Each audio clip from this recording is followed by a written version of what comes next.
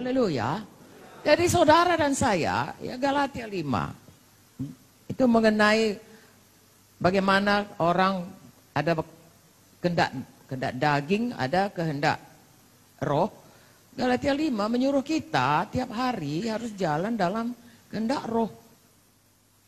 Ayat 16 sampai ayat 26. Hidup menurut daging atau roh. Ya, di sini kita belajar, saudara sudah tahu ini semuanya. Ayo kita baca saja. Ya, ayat 16. Maksudku ialah hiduplah oleh roh, maka kamu akan menuruti kehendak daging. Sebab kehendak daging berlawanan dengan kehendak roh, dan keinginan roh berlawanan dengan keinginan daging.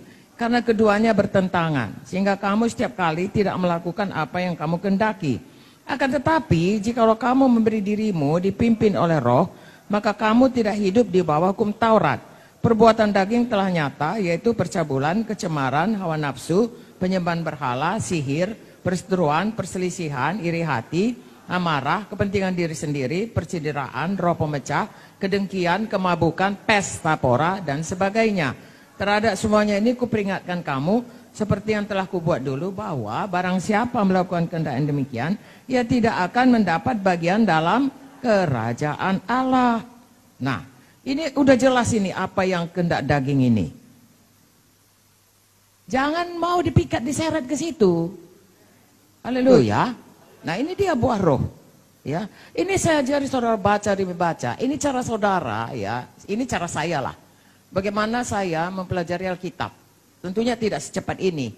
Ya, biasanya saya buat itu, kemudian saya renungkan lagi, lalu Tuhan ingatkan lagi kepada yang lain.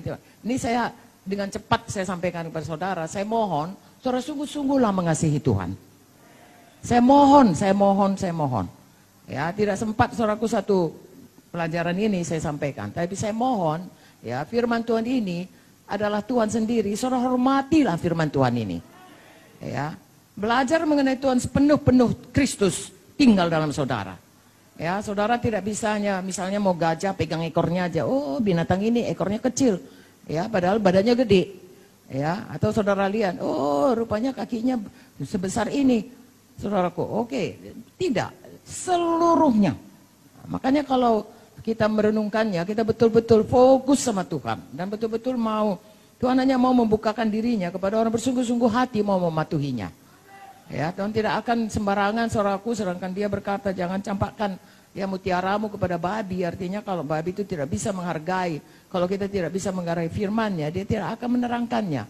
Tapi bagi orang yang karib dengan dia, Tuhan mau bicara rahasianya. Haleluya. Ya, saya bacakan di sini, buah roh ialah kasih, sukacita, damai sejahtera, kesabaran, kemurahan, kebaikan, kesetiaan. Saudara sudah tahu ini, kelemah lembutan, penguasaan diri, tiada hukum menentang ini. Ayat 24. Kita baca sama-sama. Sekali lagi, barang siapa menjadi milik Kristus, ia telah menyalibkan daging dan segala nafsu dan keinginannya. Jadi dimatikan itu. Datang dia memikat, mau menyeret, menggoda, pencobaan. Jangan iakan. Iakan Tuhan Yesus. Jangan iakan dosa. Halo, jangan katakan kalau bohong aku sedikit nggak apa-apa, aku tokoi sedikit. Firman Tuhan berkata kalau kita mengaku dosa, bertobat, Tuhan mengampuninya. Tapi kalau kita bermain-main juga dengan ini, nanti seperti Simpson. Ore katanya, lepas juga nyaku katanya. Kayaknya lagi sekali lagi, ore katanya, lepas juga nyaku. Dan tidak diketahuinya, roh Allah meninggalkan dia. Jangan begitu sayang.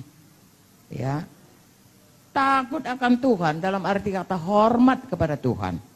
Ya, haleluya.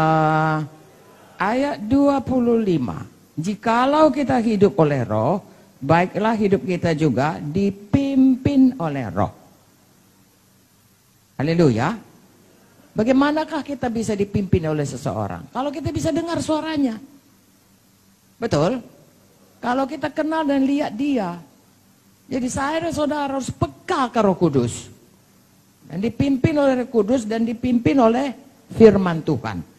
Karena Roh Kudus adalah Tuhan sendiri dan firman Tuhan adalah Tuhan sendiri. Hidup saudara, patuhilah firman Tuhan, patuhilah Roh Kudus. Makanya kalau berdoa, saudaraku, berdoa dekat dengan Tuhan. Ya, dekat dengan Tuhan, saudara tahu betul semua sudah diselesaikan dengan Tuhan. Saudara sudah mempersembahkan diri saudara, ya, sebagai persembahan yang hidup dengan segenap hati, segenap jiwa, sudah diselesaikan semua. Lalu datang, mendekatlah kepada Tuhan supaya mendekat kepadamu. Lalu bisa dengar suara Tuhan. Lalu bisa dipimpin oleh Tuhan, dipimpin Roh Kudus. Dan orang yang dekat dengan Tuhan, saudaraku, tidak akan mudah. Bukan saja tidak bukan mudah, mustahil pun bisa terseret terpikat. Tahukah saudara, terang dengan gelap itu, terang pasti menang. Ya, kalau ada gelap misalnya nih, mati lampu, mati lampu. Di tempat ini gelap semuanya. Lalu ada HP saudara, hanya kecil kan?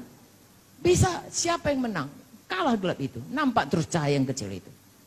Begitulah terang. Apalagi kalau kita tiap hari minta terang Tuhan. Firman-Mu adalah terang pada jalanku. Tiap hari, maka terang jalan kita itu. Tidak tersandung kita.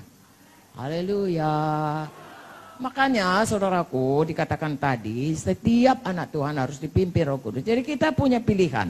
Apakah hidup kita ini, kita mau saudaraku ya terseret, terpikat, ya sampai jatuh dan kita biarkan. Atau kita tetap menyerahkan hidup kita untuk dipimpin Roh Tuhan. Untuk selalu saudaraku sebagai orang yang mempersembahkan tubuhnya, persembahan yang hidup, kudus, berkenan kepada Tuhan. Ada Roh Kudus bisa menolong. Ada Tuhan bisa memberi kemenangan. Amin.